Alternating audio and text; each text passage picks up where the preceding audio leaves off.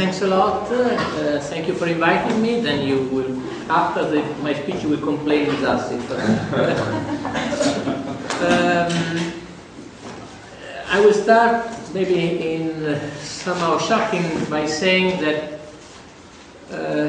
I think that the fundraiser should not raise funds. So this is.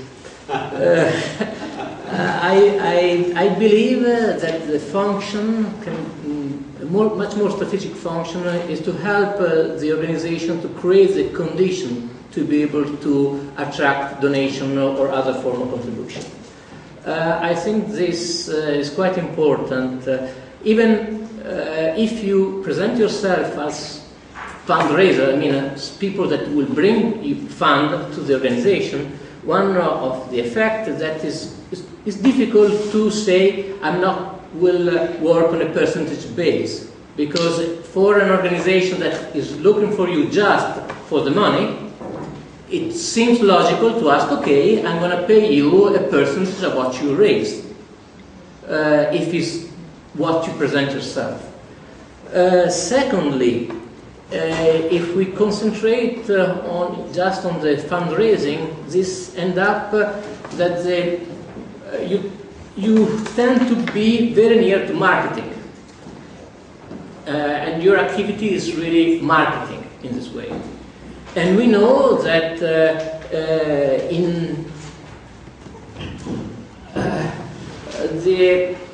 we need more and more investment now to raise less and less money. And the result is that only the very big organization, what I call the non-profit multinational, have the opportunity to do all those investments. And all the other people are kind of left out of this pie. And as a matter of fact, all the statistics that we have show that almost all the money is raised by a very, very limited number of organizations. And this is common in Italy, it's common in the UK, it's common in the States, it's common everywhere. Because if it's marketing, this is what is going to happen. I think, and you know, and you teach me about this, that the fundraising ability of an organization is depend much more on its own identity, on its governance, of its management. And really, one needs to work on those levels to really be able to achieve the sustainability of the organization. And I think this can be really your value added. Even because I believe that this crisis that we are living in all Europe is going to bring quite important opportunities for the charitable sector. Quite huge opportunities, in my understanding.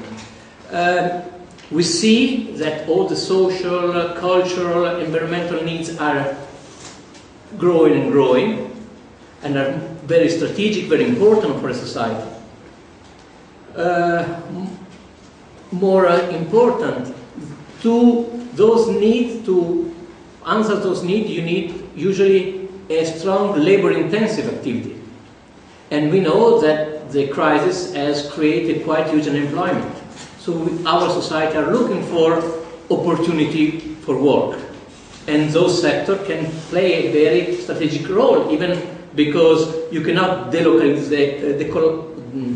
move those people from in Romania or in China, whatever, because this is not just impossible. And so this can be quite strategic, even in making our public official understanding the importance of the sector in this specific time. And as a matter of fact, we can see that neither their public administration nor the profit company are really able to tackle those needs and to provide valuable answers, sustainable answers to those needs. But if the charitable sector want to play a strategic role in that direction, really need to change its mindset. At the moment, most of the organization thinks of themselves as service provider. We provide service, we follow the standard, and so someone has to pay for us. So it was the public administration. The public administration cannot do it anymore. We need to find someone else that's going to pay for us. But this will not work. It doesn't work. It's quite clear it cannot work. So we need really to change the mindset from service provider to social entrepreneur. And what I mean by social entrepreneur is, as a matter of fact, the reason why the public administration nor the profit companies are really able to answer to those needs is because those needs are in a way multidimensional. That is, of course, they answer to a specific need of the customer, but usually that customer is not able to pay enough money to cover all the cost of the production of that service.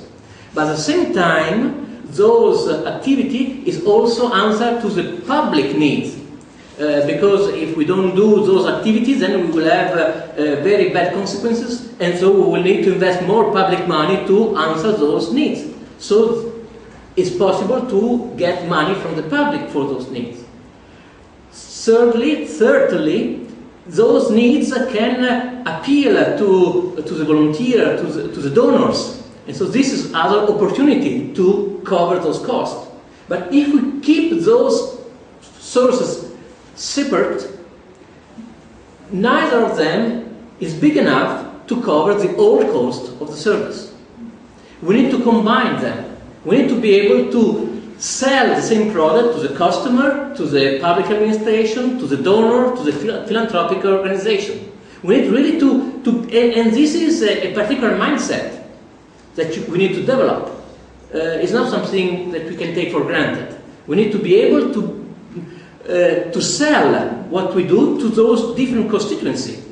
Each one is going to pay, and if everybody is going to pay, then our activity end up being sustainable. And I think this is the real challenge for the non-profit sector, for the charitable sector, to be able to work and to bring all those energy together to be able to make a sustainable activity. As a matter of fact, in the philanthropic sector, while a few years ago the buzzwords were innovation and replicability, now we know that it's sustainability. And we look at that element as the most strategic and important to be able to provide some answer. So we need to identify a catalyst that can bring all those different energy together.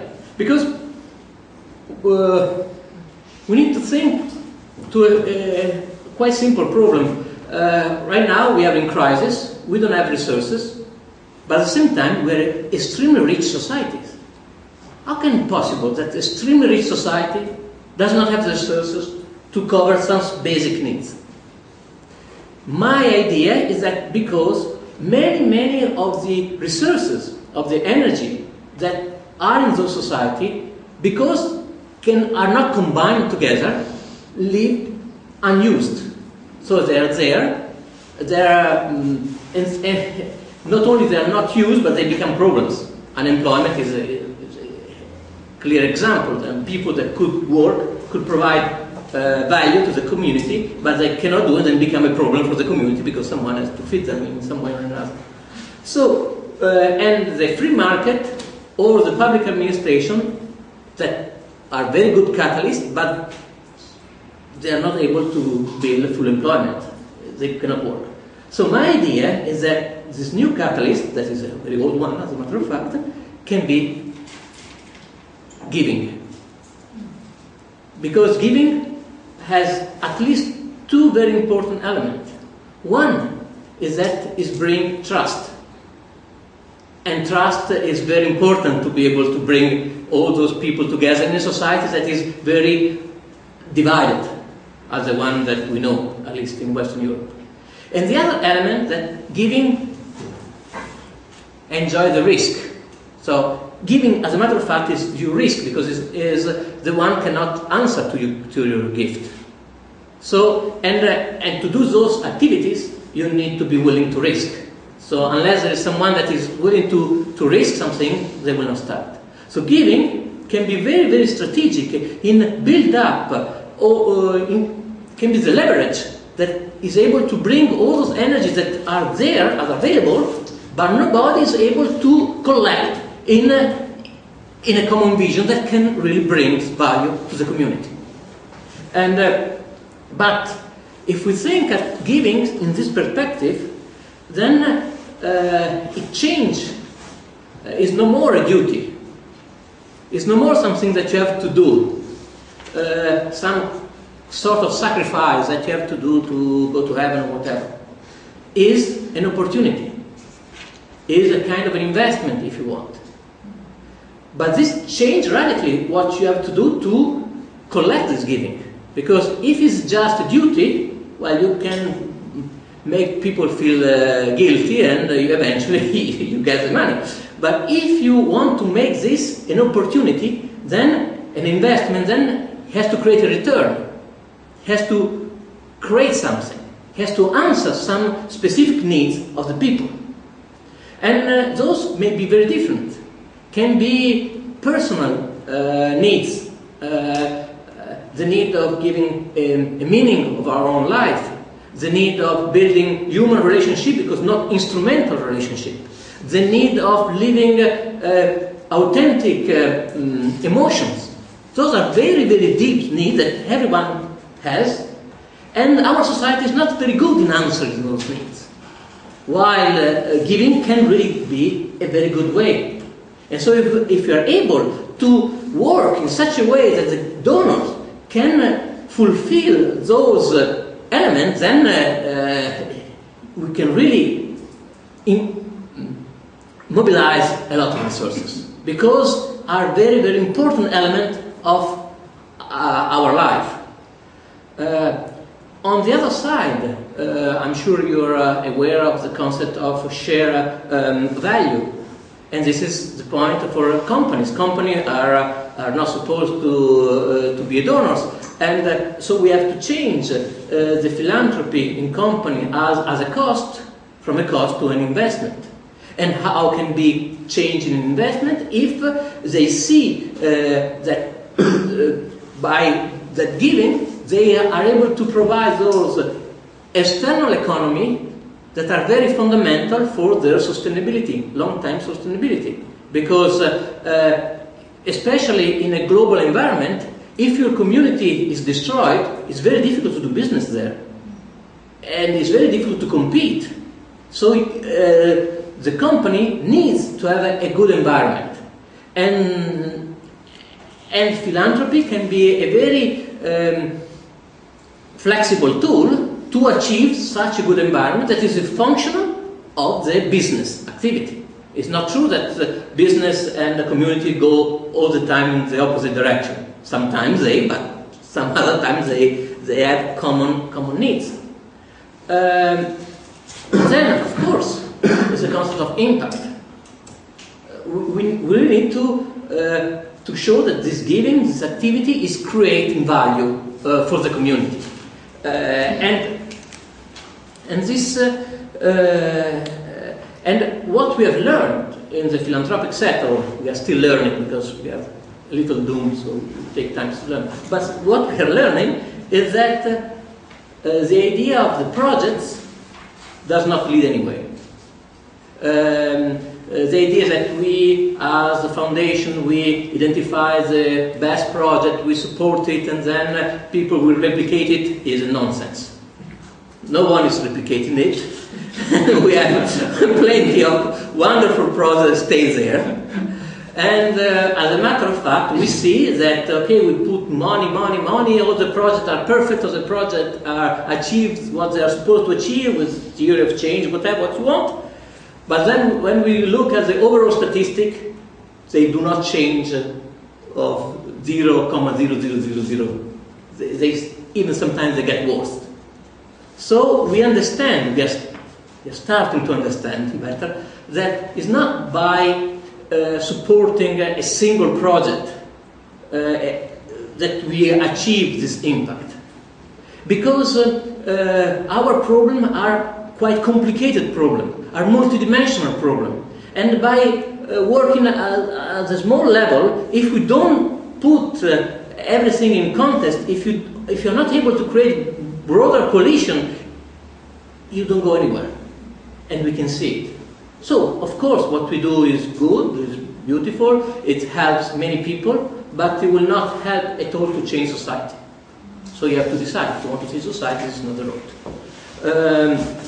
So what we think, we try, maybe we're going to find out it is wrong in that way, but we try, is there are two major, I will talk about two major elements. One is capacity of the organization. The social problems are solved only if the people that live, experiment on themselves those problems, want to solve them. Otherwise, you will not go anywhere. And therefore, you need people that can really help those people, disadvantaged people, to find the strength in themselves to overcome the crisis. And you cannot build this thing at a theoretical level. It's a problem of empathy, it's a problem of capacity, it's a problem of being flexible, it's a problem of providing a specific answer to that specific person that is unique by definition. And so what you have to do is not to identify the solution, but is to help, to give to those people that are staying in the front line the instrument to be able to find out in any specific situation the right solution, the right approach. And so you need to invest energy in this capacity building of those organizations. And this is one way. The other way is by building partnership. But there are two different ideas of what a partnership is for. There may be more, but I want to. One is to consider a partnership as a way to increase your efficiency. You have to provide services following certain standard, and eventually sometime to be able to have some partner can be valuable on this way. But this, we see, doesn't really work very well. It can work, but it has a very limited scope. Even because partnership is a lot of time, a lot of energies. You have to waste hours talking, building up trust, and cost. I mean, from an efficiency point of view, this is very inefficient. But if you think in terms of efficacy, if you think in terms of impact, this is a totally different story. Because the problems are multidimensional, as I said before, unless all the people that are involved in a certain problem are working more or less in the same direction, you will not achieve anything. You can provide the best after-school program, but if you're not connected with the school or with the parents, the kids will not have any benefit of it. So, unless you build up and you spend time in building up those relationships, in identify a common vision, a common approach, and you work together, you will not achieve anything. So, if the point is to provide a service with a certain standard, partnership work or not work doesn't really matter. But if the point is to make sure that you achieve your impact, to make those kids really being able to overcome their problem and go and become a fully human being, then the partnership is fundamental. And this is something that we need to understand. Because if we continue to analyze our activity on an efficiency point of view, then it's going to be extremely difficult to really build those valuable partnerships. Because the pressure from an efficiency point of view, and if your money comes from the efficiency that you have, then you will not have leisure to do that other activity that, as a matter of fact, is able to change the situation. So, just to close, I really believe that fundraiser can have a very strategic role in this sector, because people need money, and they're looking for money, and so they search someone that helps them get money. But you can either simply try to provide them money, or you can play a role in helping those organizations to change their mindset and to really become those social entrepreneurs that we need to really overcome the crisis we are all living in. Money should be as a consequence, not the goal of your activity. It's because you create a good organization, because you allow those organizations to really express their identity and to communicate what they do. At least in Italy they are totally unable to do it. They speak a language they only themselves understand. I don't know if this is a common in other countries, but in Italy it's terrible. So unless we help those people to really express what they are doing and to really change their mindset in that direction, we will not be able to really even raise the money, because the pressure is going in another direction. And I think by doing this you can provide a quite important function in making a better society, but more important, to make our society more human than what it is. Thank you.